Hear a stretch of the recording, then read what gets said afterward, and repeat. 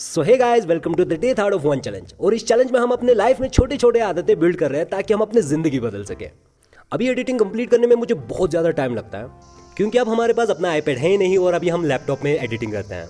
और नया software use करने की वजह से मेरा एडिटिंग फ्लो बहुत स्लो हो चुका है। बट आजकल की दुनिया में जो आज पहचान के कल भूल जाता है। आई डोंट नो गाइस, एक साल बाद भी तुम लोग इतने प्यार, इतना सपोर्ट अपने लाइक, शेयर, सब्सक्राइब और कमेंट के थ्रू मुझे दिखा रहे हो, जिसके लिए मैं बहुत शुक्रगुजार हूँ। And I promise you guys, I will try my best to upload vlog daily, चाहे कुछ भी हो जाए। अब मुझे अपने कमरे के लिए कुछ सामान लेने जाना है, तो मैंने सोचा तुम लोगों को वो जन्नत दिखा देता हूँ जहाँ पर मैं आजकल रह रहा हूँ। अब ये है मेरा ऑफ रोडिंग बाइक गाइस, जिसको चलाने का मुझे वक्त ही नहीं मिलता।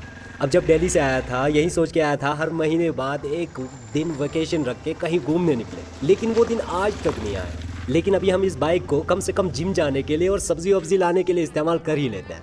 हम क्या सोचते हैं, क्या होता है, ये मुझे भी नहीं पता। अब जब मैं यहाँ से गुजर रहा था तो हमारे मोहल्ले के लोग वॉलीबॉल खेल रहे थे, लेकिन मुझे अक्सर यहाँ पे ज़्यादा खेलने का टाइम ही नहीं मिलता। अब जब मैं डल झील के किनारे पहुँचता हूँ तो कुछ इस तरह के खूबसूरत सनसेट नज़र आता है और डल झील के किनारे लोगों को आराम से फिशिंग करते हुए देखकर मेरा भी ज़िंदगी थोड़ा ठहर सा जाता है। मैंने भी घर में एक फोल्डिंग चेयर लाया हुआ है, कभी हमें फुर्सत मिले तो हम भी एक किताब और एक फिशिंग रॉड लेके हम भी फिशिंग करने आएंगे। लेकिन शायद ये दिन भी नहीं आने वाला। और इस खूबसूरत नाव को डल झील के बीच में इस तरह चलते देखकर मेरा भी जाने का मन करता है। लेकिन ये चीज तो पॉसिबल हुआ कम से कम मेरे दोस्त के होने की वजह से, जिसने मुझे पूरे डल झील की थोड़े हिस्से का सैर करवाया।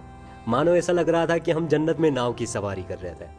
इट वॉज सो ब्यूटीफुल और काम। और मैं खुद को कह रहा था पिछले साल मेरा मेंटल हेल्थ कितना बुरा था कि मैं इस जन्नत को देख ही नहीं पाया।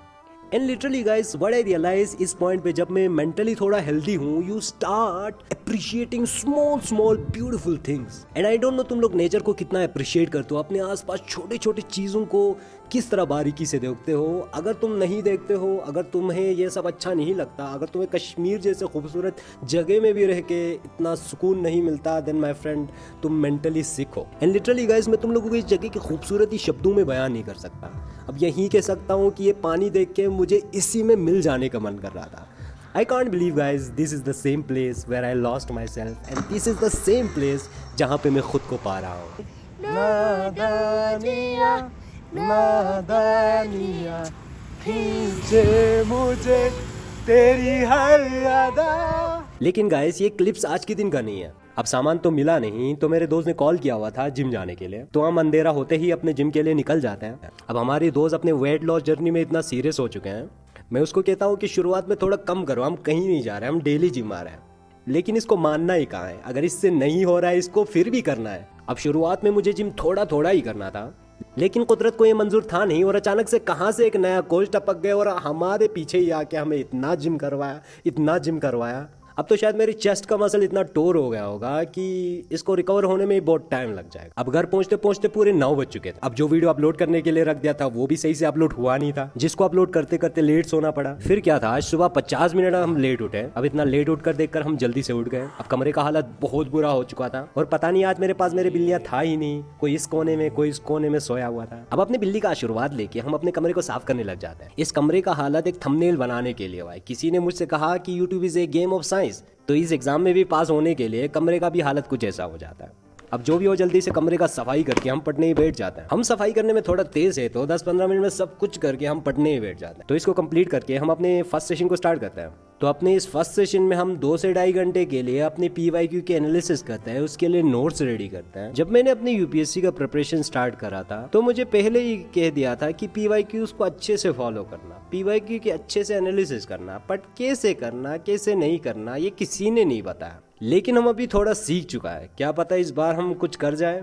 हर सेशन के बाद मैं एक माइंड मैप तो ज़रूर बनाता हूँ ताकि रिवीजन करने में आसानी हो जाए। फिर उसके बाद हम अपने मैपिंग की PYQ की भी एनालिसिस करना स्टार्ट कर देते हैं। अब इस साल प्रीलिम्स में एक आसान सा क्वेश्चन गलत करके मैपिंग का मुझे ट्रॉमा पड़ चुका, तो इसीलिए इस बार मैं बहुत ही सिलेक्टिव स्टडी कर रहा हूँ। अब जो भी हो, मैपिंग की क्लास कंप्लीट करते करते हमारे 4 घंटे यूं ही कंप्लीट हो जाता है। आज मैं अपने बिल्लियों को खाना देना भूल गया था, तो वो लोग नाराज भी लग रहे थे, सुबह से चीख भी रहे थे, तो मैंने सोचा इनको ट्रीट भी देते हैं खाने के साथ साथ। तो अपने बिल्लियों को ट्रीट देकर मैं खुद को भी थोड़ा ट्रीट देता हूँ और इसके बाद हम अपने सेकंड सेशन को स्टार्ट कर देते हैं। अब सेकंड सेशन में हम अपने ऐसे राइटिंग की क्लास को कंप्लीट करते हैं, जो 2 घंटे की क्लासेस तो होता है और मिनिमम 1.5 घंटा तो इसमें लग जाता है। अब ऐसे राइटिंग की क्लास कंप्लीट करते करते मुझे तुम लोगों से कुछ कहने का मन कर रहा था, तो वही कहना चाहता हूँ। I will tell you guys, हमने हमारे दिमाग को एक प्लेजर सीकिंग मशीन बनाया हुआ है।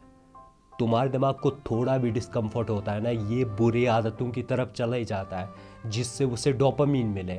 जो इंस्टेंट प्लेजर मिलता है वो तुम्हें सोशल मीडिया से मिलता है, एंटरटेनमेंट से मिलता है, पोर्न से मिलता है, तुम्हें सिगरेट और बहुत सारे ऐसे चीज़ों से मिलता है। So our main purpose of doing this challenge is to make you a good human. हमने 75 हार्ट 150 हार्ट चैलेंज, बहुत सारे चीज़ें चैलेंज करे that are not sustainable. 75 day बाद सब कुछ ख़त्म। बट इस चैलेंज का मकसद यही है कि छोटे छोटे आदतों को तुम्हारे सबकॉन्शियस माइंड का हिस्सा बनाना। अब इतना बोलते बोलते थक गया था या